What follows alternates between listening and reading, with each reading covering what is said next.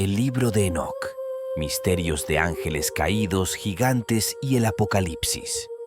¿Sabías que existe un libro antiguo que habla de ángeles caídos, gigantes colosales y un apocalipsis? Se trata del libro de Enoc, atribuido al hombre que, según la Biblia, desapareció porque Dios se lo llevó. ¿Qué secretos guarda este texto misterioso? ¿Y por qué fue excluido de la Biblia? El libro de Enoc plantea cuestiones que parecen sacadas de una obra fantástica. ¿Por qué un grupo de ángeles llamados los vigilantes se rebelaron contra Dios y descendieron a la tierra? ¿Cómo estos ángeles engendraron a los Nefilim, los gigantes que trajeron caos y destrucción al mundo? ¿Por qué Enoc, un hombre común, fue elegido para recibir revelaciones divinas y profetizar sobre el fin de los tiempos? Además, este texto conecta con debates religiosos profundos. ¿Fue Enoc un profeta, un visionario o simplemente un personaje mítico? Y lo más interesante, ¿podría ser este Enoc el mismo que los escritos rabínicos describen como el ángel Metatrón, la figura celestial más enigmática de toda la tradición judía? El contenido del libro de Enoc es asombroso y controvertido. Nos habla de un tiempo en que los cielos y la tierra se mezclaban. Relata cómo un grupo de ángeles, conocidos como los vigilantes, desobedecieron a Dios y bajaron a la tierra para unirse con mujeres humanas. De esa unión nacieron los Nefilim, gigantes colosales que corrompieron el mundo con violencia y maldad. Describe visiones apocalípticas en las que Dios juzga tanto a los ángeles caídos como a la humanidad corrupta. Además, anticipa la llegada de un Mesías que reinará con justicia en el final de los tiempos. El libro de Enoc no forma parte de la Biblia tal como la conocemos hoy. Es un texto apócrifo, es decir, no aceptado como inspirado por Dios. La mayoría de las ramas del cristianismo y el judaísmo lo dejaron fuera del canon bíblico, aunque algunos movimientos espirituales lo valoran como una fuente de enseñanzas reveladoras. Sin embargo, hay una excepción, la Iglesia Ortodoxa de Etiopía y Eritrea, que lo incluye en su Biblia y lo considera un texto sagrado. Más allá de la religión, el libro de Enoc es una obra de gran valor histórico y cultural. A través de sus páginas podemos explorar las ideas y mitos que formaron parte de las creencias de las comunidades judías y cristianas de hace más de 2000 años. Es un texto que conecta mundos, el terrenal, el celestial y también, incluso, el apocalíptico. En los textos bíblicos hay un personaje único y enigmático que no murió como cualquier otro hombre. Según el capítulo 5 del Génesis, Enoc anduvo con Dios y desapareció, porque Dios se lo llevó. Este versículo, breve pero profundo, ha sido interpretado como una señal de que Enoc tenía una relación especial con Dios, al punto de ser trasladado al cielo sin experimentar la muerte. Enoc aparece en la genealogía del Génesis como descendiente de Set, hijo de Adán. Es el padre de Matusalén, el hombre más longevo según la Biblia, y bisabuelo de Noé, el constructor del arca. Según el relato bíblico, Enoc vivió 365 años, un número significativamente menor que otros patriarcas, como su hijo Matusalén, quien vivió 969 años. Lo que distingue a Enoc no es su tiempo en la tierra, sino su cercanía a Dios. La frase «anduvo con Dios» sugiere una vida de rectitud y una relación espiritual única, lo que podría explicar por qué fue llevado directamente al cielo. Esta singularidad hizo que su figura se convirtiera en símbolo de sabiduría y conexión divina, lo que posiblemente inspiró la creación del libro de Enoc. El impacto de Enoc no se limita al Antiguo Testamento. En el Nuevo Testamento, la epístola de Judas menciona explícitamente una profecía atribuida a Enoc, en la cual predice el juicio final de los impíos. El Señor vino con muchos millares de sus santos para ejecutar juicios sobre todos y condenar a los impíos por sus obras y palabras ofensivas. Esta referencia ha llevado a algunos estudiosos a pensar que Judas estaba citando directamente el libro de Enoc, lo que lo posiciona como una obra conocida y valorada en los círculos cristianos primitivos. Otro texto cristiano temprano, la Epístola de Bernabé, también menciona fragmentos que guardan similitudes con pasajes del libro de Enoc, lo que refuerza la idea de que este texto tenía cierta autoridad entre los primeros creyentes. Sin embargo, estas menciones no fueron suficientes para que el libro de Enoc fuera incluido en la Biblia. ¿Por qué quedó fuera del canon bíblico? Hay varias razones, pero dos son las más destacadas. Falta de inspiración divina. Para ser considerado como escritura sagrada, un texto debía cumplir ciertos criterios, incluyendo el consenso de que su autor escribió bajo inspiración directa de Dios. En el caso del libro de Enoc, los estudiosos determinaron que fue escrito siglos después de la época en la que vivió Enoc, lo que sugiere que el texto fue atribuido a él para darle mayor autoridad. Contradicciones con textos bíblicos aceptados. El libro de Enoc presenta ideas que no encajan con el resto de la Biblia. Por ejemplo, menciona la lluvia antes del diluvio, mientras que en el Génesis se dice que no llovió hasta ese evento.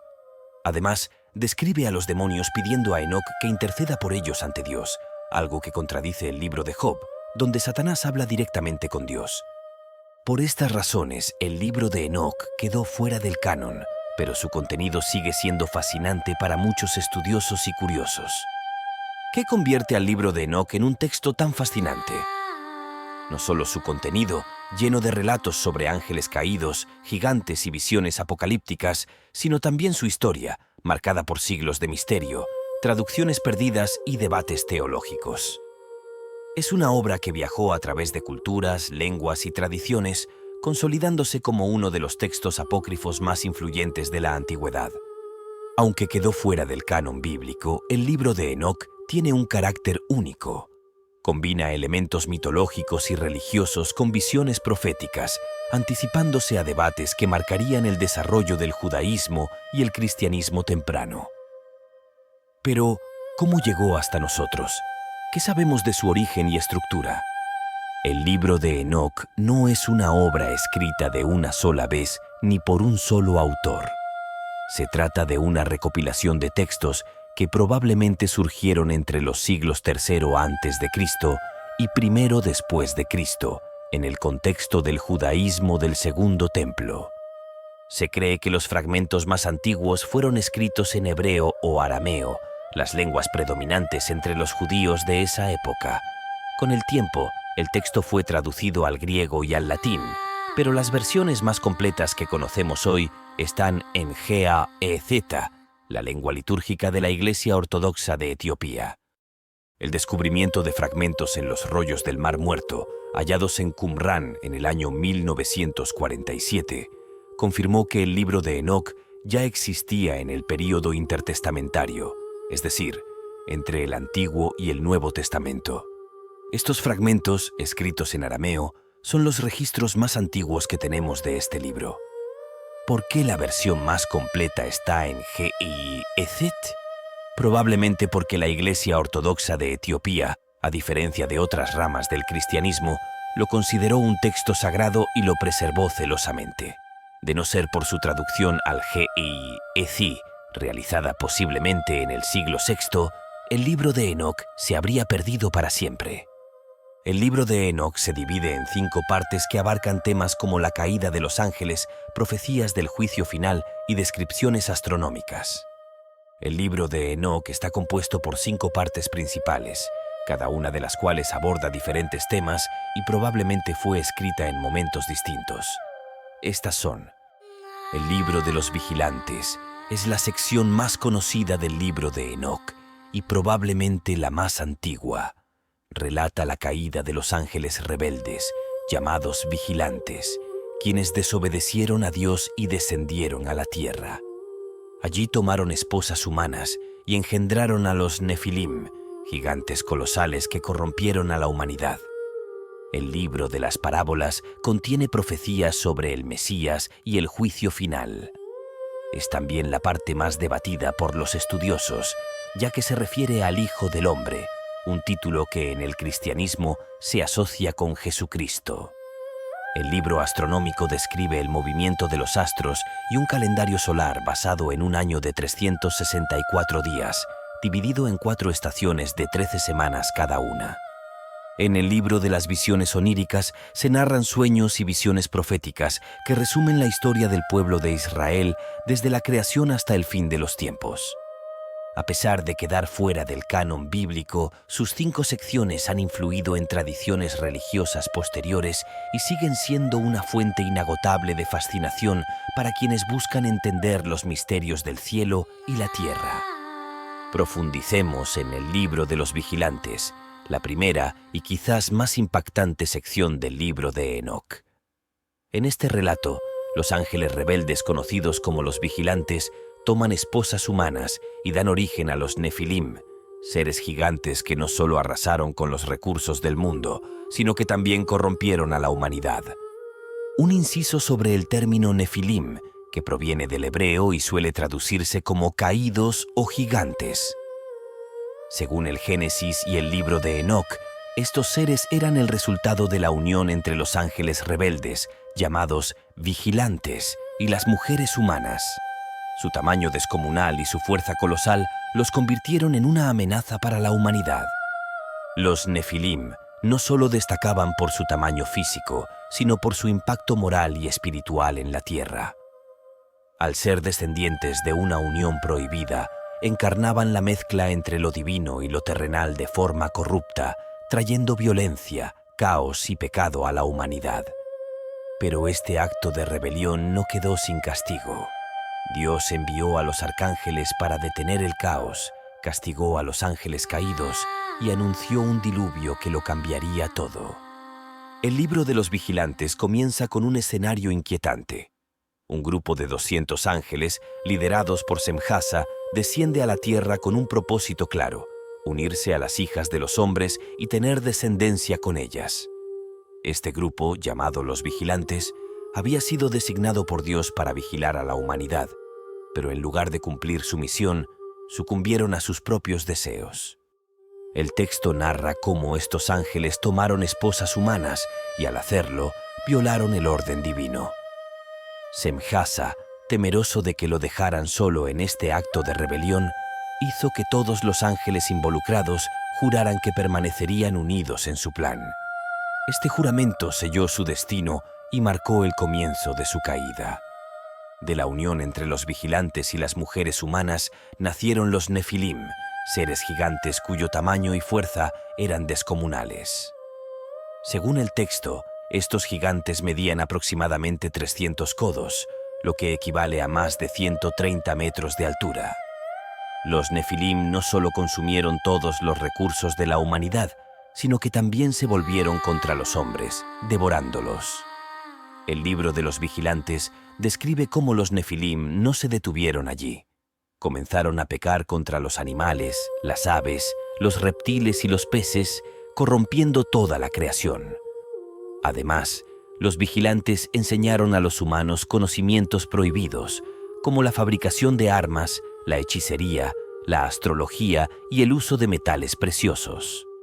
El líder de los ángeles caídos, Azazel, tuvo un papel clave en esta corrupción. Enseñó a los hombres a hacer espadas, cuchillos, escudos y petos, y a las mujeres a usar adornos y maquillaje, fomentando la vanidad y el pecado.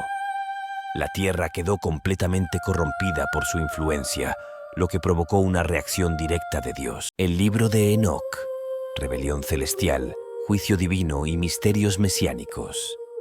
La corrupción de los vigilantes y los Nefilim no pasó desapercibida. El libro de los vigilantes describe cómo los arcángeles Miguel, Uriel, Rafael y Gabriel intervinieron en nombre de Dios para detener el caos y restaurar el orden. Dios envió al arcángel Uriel a advertir a Noé sobre el inminente diluvio y le instruyó que se preparara para salvar a su descendencia. El mensaje era claro: la tierra sería destruida debido a la corrupción causada por los vigilantes y sus hijos, pero Noé y su familia serían preservados para garantizar la continuidad de la humanidad.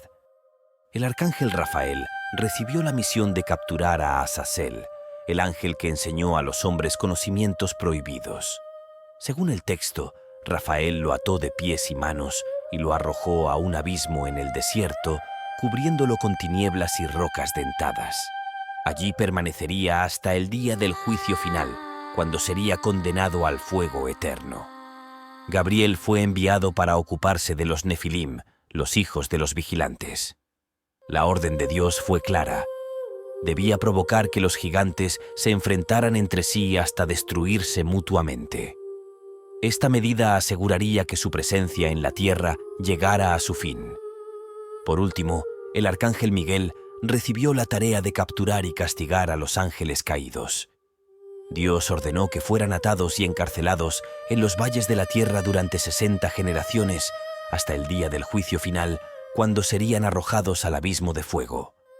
El diluvio, según el libro de los vigilantes, no fue solo un castigo para la humanidad, sino también una forma de purificar la tierra de la corrupción causada por los ángeles caídos y sus hijos. Uriel reveló a Noé el propósito del diluvio y le instruyó para construir un arca en la que él y su familia pudieran refugiarse.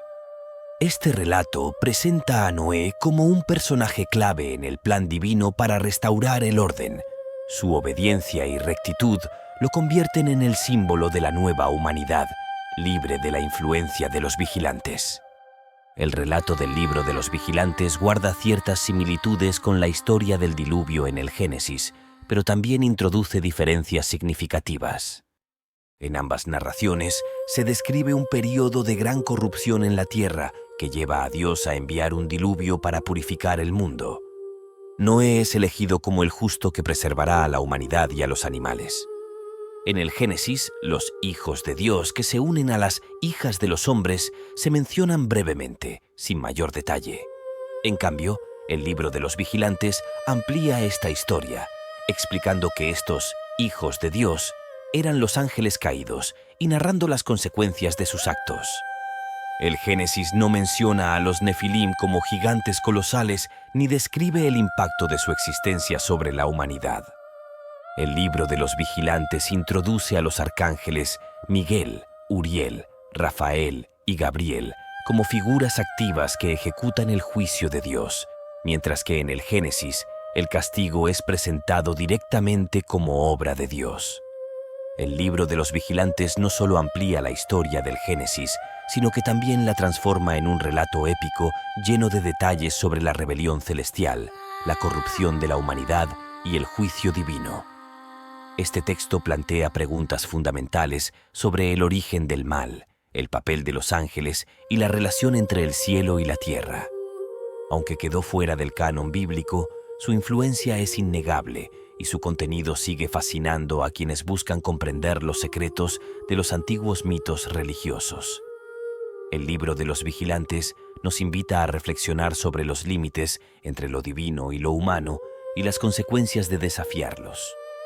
En las páginas del libro de las parábolas, segunda sección del libro de Enoc, aparece una figura misteriosa y poderosa conocida como el Hijo del Hombre.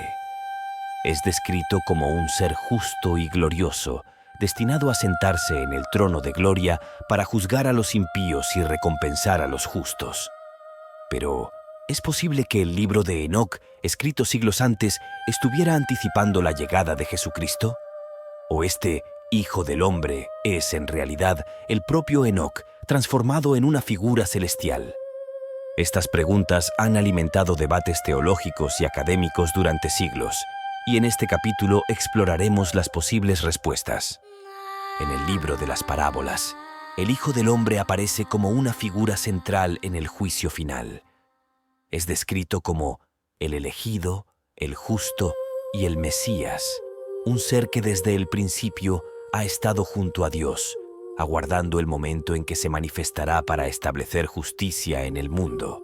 Este Hijo del Hombre no solo tiene autoridad para juzgar a los impíos, sino que también es un protector de los justos y una luz para las naciones.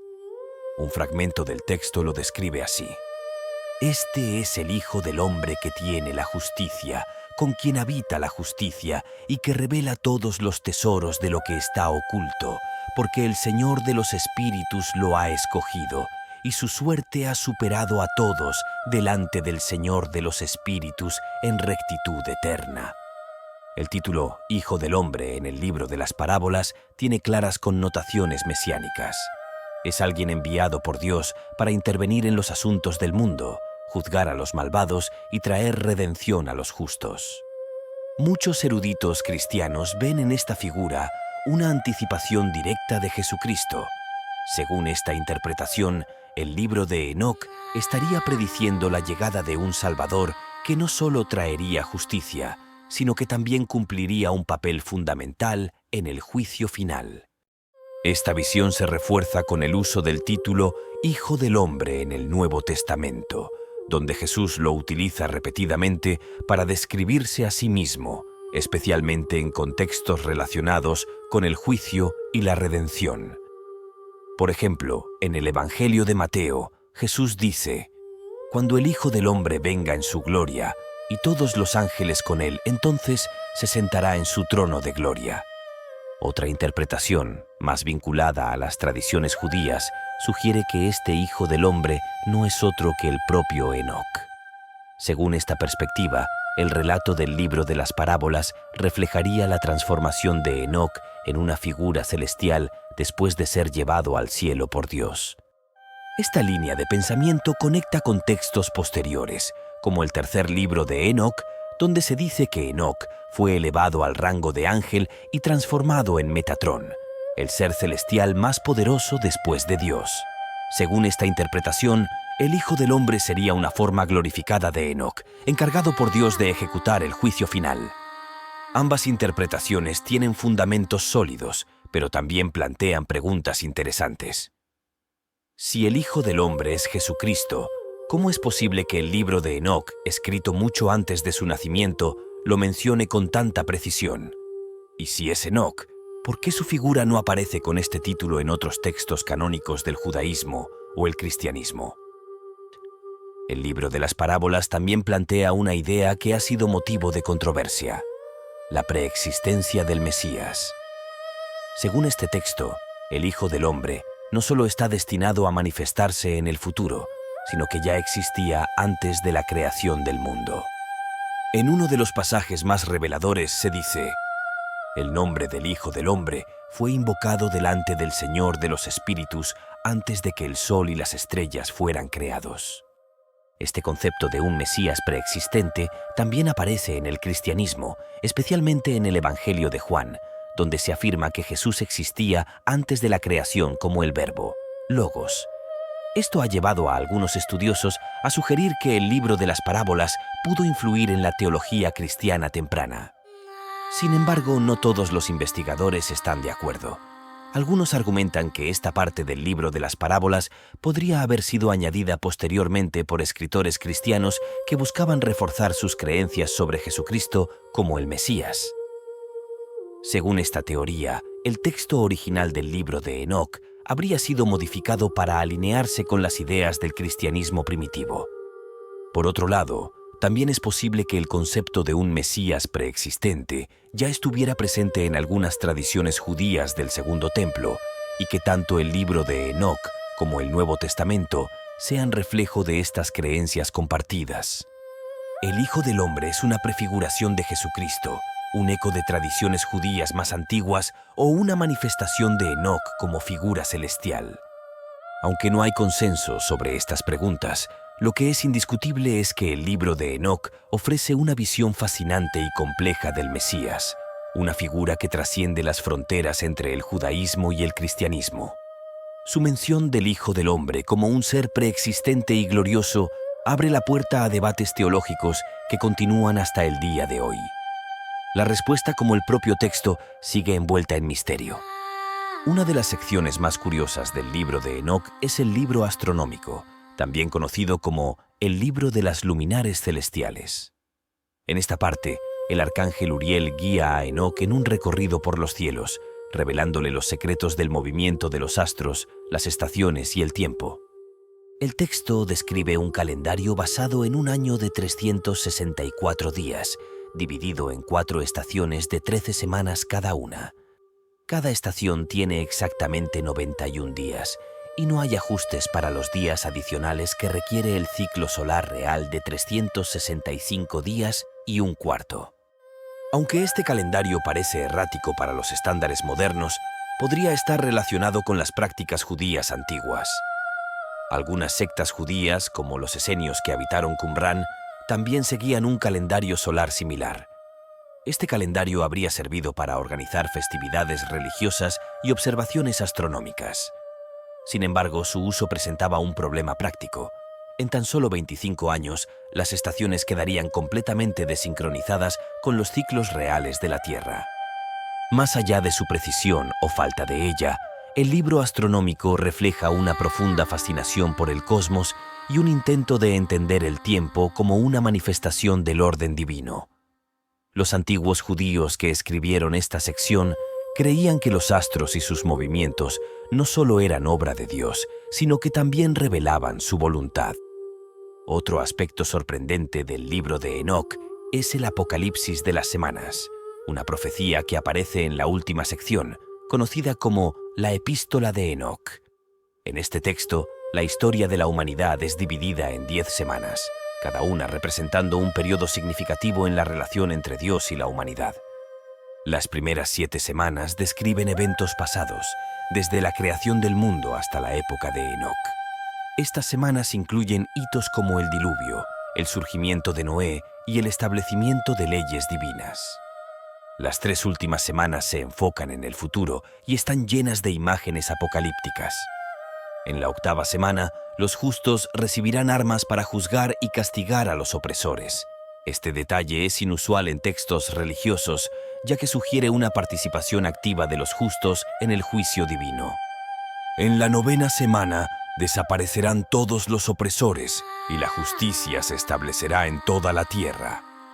En la 10ª semana, tendrá lugar el juicio eterno, en el cual los cielos y la tierra serán renovados y el pecado ya no será mencionado jamás. El Apocalipsis de las semanas es especialmente interesante porque refleja una visión de la historia como un proceso divinamente ordenado que culminará en la victoria de la justicia y la redención de los justos. Este esquema de periodización influyó en otros textos apocalípticos, incluidos algunos del cristianismo temprano. El misterio y la fascinación del libro de Enoc. El libro de Enoc no es la única obra apócrifa que habla de este personaje. Existen otros 2 textos, conocidos como 2 Enoc y 3 Enoc, que expanden aún más la figura de Enoc, llevándola a nuevos niveles de misterio y mitología. El segundo libro de Enoc, también conocido como el libro de los secretos de Enoc, este texto fue probablemente escrito en el siglo I después de Cristo en Egipto. En él, Enoc relata su viaje a través de los 10 cielos, donde presencia maravillas celestiales y conversa con Dios sobre la creación del mundo.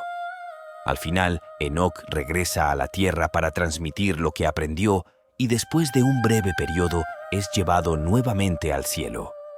El tercer libro de Enoc, escrito entre los siglos V y VI, describe la transformación de Enoc en el ángel Metatrón, una figura celestial de altísima jerarquía en la tradición judía.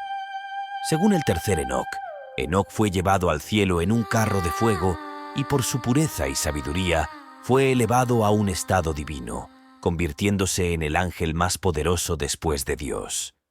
Metatrón es descrito como el escriba celestial, encargado de registrar las acciones de los hombres y los decretos divinos. Este texto es particularmente significativo en la literatura cabalística, donde Metatrón es considerado una figura central. La aparición de Enoc en estos textos apócrifos subraya su importancia como un puente entre lo humano y lo divino. En lugar de ser simplemente un patriarca bíblico, Enoc se convierte en un símbolo de ascensión espiritual y conexión con los misterios celestiales. El libro de Enoc y los textos apócrifos asociados con él presentan una visión única y compleja de la humanidad, el cosmos y la relación con lo divino.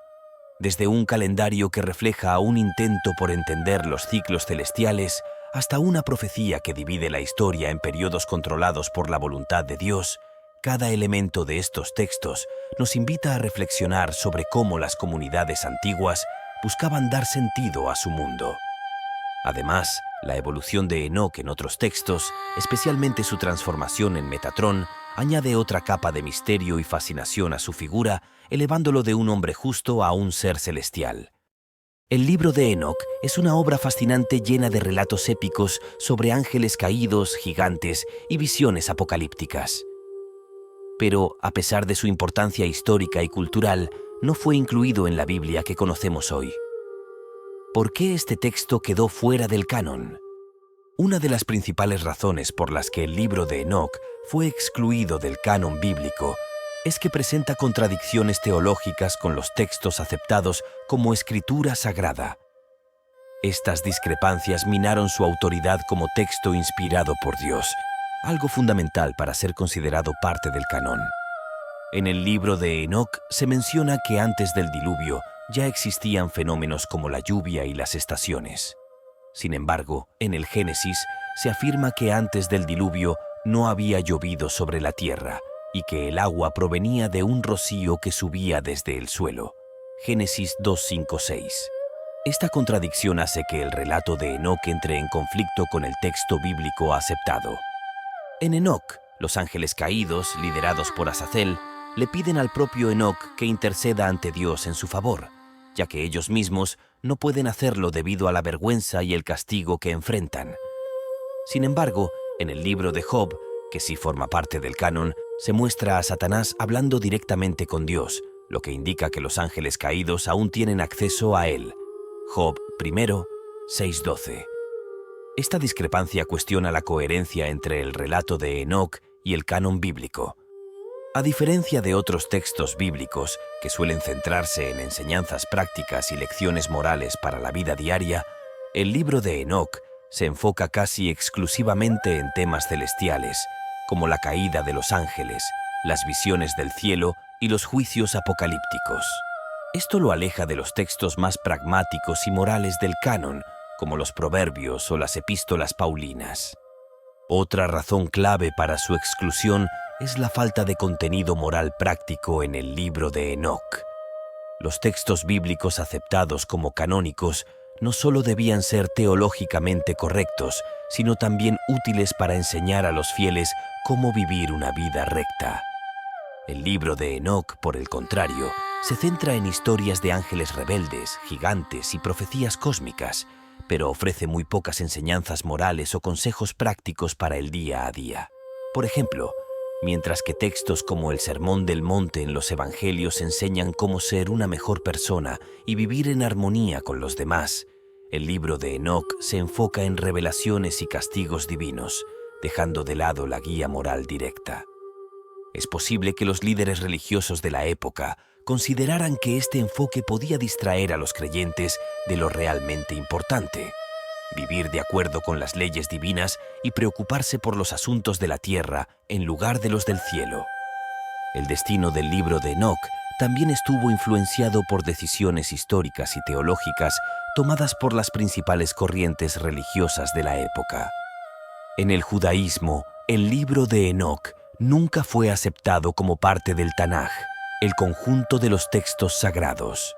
Esto se debe, en parte, a que su contenido no se consideraba inspirado por Dios y porque fue escrito mucho tiempo después de la vida del Enoc bíblico. En el cristianismo, aunque fue valorado por algunos de los primeros padres de la Iglesia, como Tertuliano y Orígenes, el texto finalmente quedó fuera del canon. Esto ocurrió durante los primeros siglos después de Cristo, cuando se definieron cuáles textos serían aceptados como escritura sagrada. Una razón clave fue que el libro de Enoc no estaba incluido en la Septuaginta, la traducción griega del Antiguo Testamento que se usaba ampliamente en la Iglesia primitiva. Al no formar parte del corpus judío aceptado, su autoridad como texto divino fue cuestionada. Si el libro de Enoc no fue incluido en el canon ni del judaísmo ni del cristianismo occidental, ¿cómo llegó hasta nosotros? La respuesta está en la Iglesia Ortodoxa de Etiopía, que sí lo consideró un texto sagrado. Fue traducido al ge'ez, la lengua litúrgica etíope, probablemente en el siglo VI. La Iglesia etíope lo incluyó en su versión del Antiguo Testamento, donde aún se le considera escritura sagrada. Esta traducción al ge'ezet es la razón por la que el libro de Enoc no se perdió para siempre. ya que las versiones anteriores en hebreo, arameo, griego y latín se perdieron con el tiempo.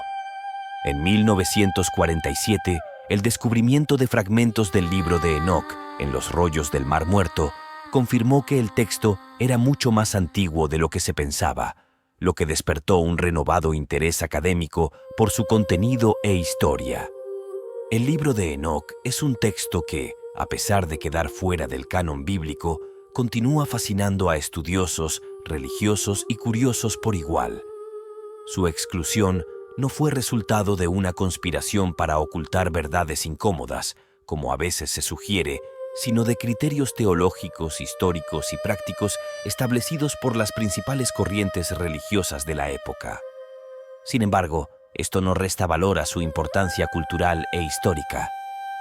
El libro de Enoc nos ofrece una ventana única al pensamiento del judaísmo del Segundo Templo y a las creencias sobre el cielo, los ángeles y el destino final de la humanidad que influyeron en la teología cristiana temprana. Hoy, este texto sigue siendo una fuente de debate y curiosidad. ¿Debería haber sido incluido en la Biblia? ¿Es una narración mítica, una visión profética o un relato simbólico sobre el bien y el mal? Sea cual sea la respuesta, lo cierto es que el libro de Enoc continúa despertando preguntas profundas sobre la conexión entre el cielo y la tierra, el propósito de la humanidad y los misterios de lo divino. Tal vez esa sea su mayor contribución, recordarnos que, incluso siglos después, seguimos buscando respuestas en sus páginas. A lo largo de este viaje, hemos explorado los aspectos más destacados del libro de Enoc. Su narrativa épica, desde la caída de los vigilantes y el origen de los Nefilim hasta las revelaciones celestiales y los castigos divinos. Su estructura única, las 5 secciones principales que abarcan desde relatos astronómicos hasta visiones del juicio final. El impacto del Hijo del Hombre, una figura mesiánica que conecta el libro de Enoc con las creencias sobre el Mesías en el cristianismo y el judaísmo. El debate sobre su exclusión, las contradicciones con textos bíblicos aceptados y su enfoque casi exclusivo en lo celestial. Su preservación milagrosa. Cómo la Iglesia Ortodoxa de Etiopía salvó este texto del olvido, asegurando que pudiéramos seguir explorando sus secretos hoy en día. El libro de Enoc es mucho más que un texto olvidado. Es un testimonio de las preguntas y respuestas que las antiguas comunidades religiosas se planteaban sobre el origen del mal, el destino de la humanidad y el juicio final. Su impacto trasciende lo religioso, dejándonos una obra rica en simbolismo, mitología y filosofía que aún resuena en nuestros días. Es un recordatorio de que los textos sagrados no solo son una guía espiritual, sino también un reflejo de las inquietudes humanas a lo largo de la historia. Incluso si no fue incluido en la Biblia, el libro de Enoc sigue siendo una fuente invaluable de conocimiento y una invitación a explorar los misterios del mundo antiguo. Y ahora queremos saber tu opinión. ¿Crees que el libro de Enoc debería haber sido incluido en la Biblia? ¿Es solo un texto mitológico o tiene un mensaje más profundo? Déjanos tus reflexiones en los comentarios. Si te ha gustado este viaje por uno de los textos más intrigantes de la antigüedad, no olvides suscribirte a nuestro canal para descubrir más historias fascinantes como esta. Gracias por acompañarnos. Nos vemos en el próximo vídeo.